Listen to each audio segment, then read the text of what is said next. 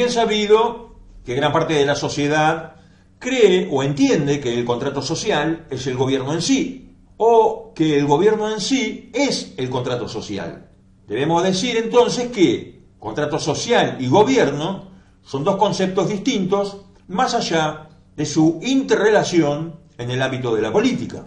El contrato social es una teoría filosófica que explica el origen y la legitimidad de la autoridad política. Y surge, según esta idea, que los individuos, en su estado natural, acuerdan voluntariamente ceder parte de sus libertades a una autoridad común, o sea, un gobierno, para asegurar el orden, la seguridad y el bienestar colectivo. Si consultamos a filósofos del calibre de Hobbes, Locke y Rousseau, encontramos que cada uno de ellos han desarrollado distintas versiones del contrato social, pero en esencia coinciden en que ello es un acuerdo hipotético o implícito entre los ciudadanos y su gobierno sobre las reglas y principios que regulan o regularán la convivencia en sociedad. El contrato social apunta a justificarse por la necesidad de salir de un estado de naturaleza donde no existe autoridad o reglas claras, hecho que podría generar y acarrear ciertos conflictos. Al aceptar el contrato social, los individuos buscan, en teoría, protección y beneficios que solo se logran, en teoría, mediante una organización política. El gobierno es la institución o conjunto de instituciones que ejerce el poder y administra los asuntos de una sociedad. El gobierno establece y aplica las leyes, protege, en teoría, los derechos de los ciudadanos, garantiza el orden y se encarga de gestionar los recursos públicos, los recursos de todos. Sabemos también que existen diferentes formas de gobierno, como democracias, monarquías, dictaduras, entre otras, dependiendo estas de cómo se organiza y se distribuye el poder en cada una de ellas. El gobierno es, en teoría, el mecanismo práctico que surge del contrato social invocado. Es la estructura a través de la cual se implementan las leyes y se regulan las relaciones entre los ciudadanos. Sin un gobierno, las reglas del contrato social no podrían aplicarse ni hacerse cumplir. El contrato social es una teoría que justifica la existencia de un gobierno. Es un acuerdo que, entre comillas, legitima la autoridad de este, o sea, del gobierno. Y el gobierno, por su parte, es la institución encargada de llevar a cabo ese acuerdo, gestionando los asuntos públicos y garantizando la seguridad y el orden en la sociedad. Entonces, ¿cuándo podemos considerar que el contrato social se ha roto por parte de un gobierno? Bueno, la ruptura del contrato social por parte del gobierno sucede cuando éste incumple las obligaciones fundamentales para las cuales fue establecido, violando los derechos y las expectativas de los ciudadanos que legitimaron su creación y su existencia. El contrato social, en esencia, es un acuerdo donde los ciudadanos ceden parte de sus libertades a cambio de protección, justicia y bienestar general. Cuando un gobierno no cumple con estas promesas, o peor aún, abusa de su poder, el contrato social queda invalidado. Si un gobierno comienza a restringir o suprimir derechos esenciales, léase naturales, como la libertad de expresión, el derecho a la vida, la propiedad o la igualdad ante la ley, está incumpliendo su parte del contrato social invocado. Si un gobierno viola los derechos naturales de los ciudadanos, incumple el contrato social, convirtiéndose en gobierno autoritario, totalitario, dictatorial o tiránico. O, en el peor de los casos, todo esto junto, y cuando esto sucede, los ciudadanos tienen el pleno derecho y la obligación a resistir y rebelarse, ya que el contrato social invocado ha sido roto.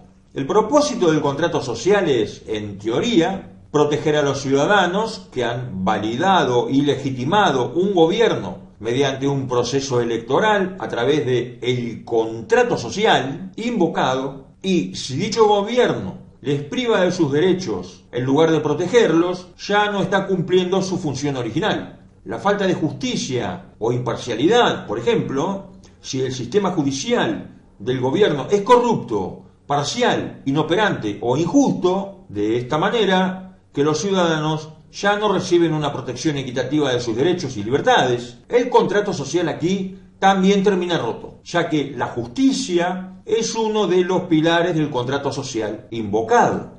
Cuando el gobierno es incapaz de mantener un sistema judicial justo, se rompe la confianza y la legitimidad de origen en su autoridad. Por otro lado, cuando el gobierno usa su poder para el beneficio de unos pocos, oprimiendo, explotando, expoliando, esquilmando y sometiendo al resto de la población, esto también constituye una ruptura insanable del contrato social invocado.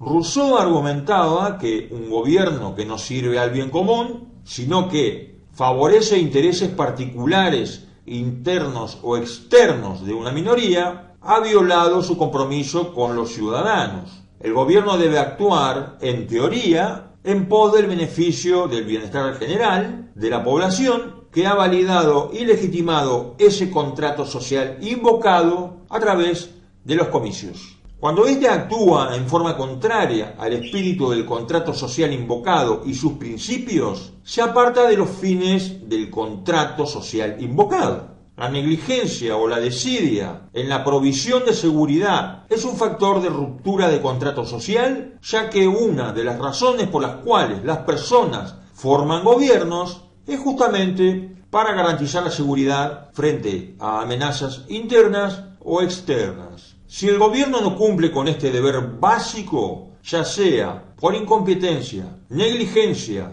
desinterés o desidia, incurre en incumplimiento por parte del contrato social invocado, ya que este contrato se basa en las promesas y premisas de que el gobierno protegerá a sus ciudadanos. La falta de seguridad significa que el gobierno ha dejado de cumplir con su función primordial. En tanto al tema de desigualdad extrema o falta de bienestar, podemos decir que si el gobierno permite o contribuye a una desigualdad extrema, donde un pequeño grupo de personas acumula gran riqueza, poder y privilegios exagerados e injustificados, mientras la gran mayoría de la población sufre pobreza e indigencia, exclusión y falta de oportunidades, también incurre en incumplimiento por su parte del contrato social invocado. Recordemos y entendamos que el contrato social implica un acuerdo para garantizar un mínimo de bienestar común mediante la provisión de seguridad, justicia y oportunidades. La injusticia social masiva indica inequívocamente que el gobierno no está cumpliendo con su responsabilidad de asegurar una distribución equitativa de los recursos públicos, todos ellos, para aclarar, provenientes del esfuerzo del trabajo y la generación de riquezas de los individuos y las familias argentinas, grabadas mediante un sistema o régimen tributario. Es decir, la base de la que emanan esos recursos es el pueblo que ha votado en base a un contrato social invocado que no se cumple por parte del gobierno electo, que debe velar por el cumplimiento de este contrato social invocado. Para resumir, el contrato social se rompe cuando el gobierno falla por acción u omisión, negligencia o desidia en cumplir su deber de proteger los derechos, la justicia, la seguridad y el bienestar general de la población. De esta manera, deshonrando la buena fe y la confianza depositada por estos en dicho contrato social invocado a través de los comicios electorales. Cuando esto sucede, según entendemos y los filósofos citados, los ciudadanos tienen el pleno derecho y la obligación a resistir y rebelarse para cambiar el gobierno, ya que la autoridad política ha perdido su legitimidad de origen, incluso a ejercer el pleno derecho de exigir un cambio de sistema político de gobernanza nacional, que bien podría ser un cambio de paradigma político-social, abandonando el sistema político reinante, o sea, el republicano pseudo-democrático de corte feudal, reemplazándolo por un sistema de gobierno de democracia participativa directa mediante la invocación de una Asamblea Nacional Constituyente que dé el marco institucional para una verdadera democracia con asambleas y tribunales populares. Después de todo, como sabemos, el poder emana del pueblo y la soberanía reside en el pueblo. Este que ha delegado ese poder a través de las décadas a las autoridades urgentes de la partidocracia republicana, que han hecho un mal usufructo de esa delegación de poder, llevando a la sociedad argentina a este estado de cosas presente, desastroso y paupérrimo, insostenible e injusto en términos socioeconómicos, éticos y morales. El verdadero dueño del poder es el pueblo y ese poder debe volver a las manos de su dueño, de este mismo, el pueblo, para que todos y cada uno de nosotros seamos artífices y protagonistas de nuestro propio destino. El fruto del esfuerzo y sacrificio de los argentinos debe ser para los argentinos, volcados a un estado de bienestar general y de felicidad de todas las familias de esta amada patria. Gracias.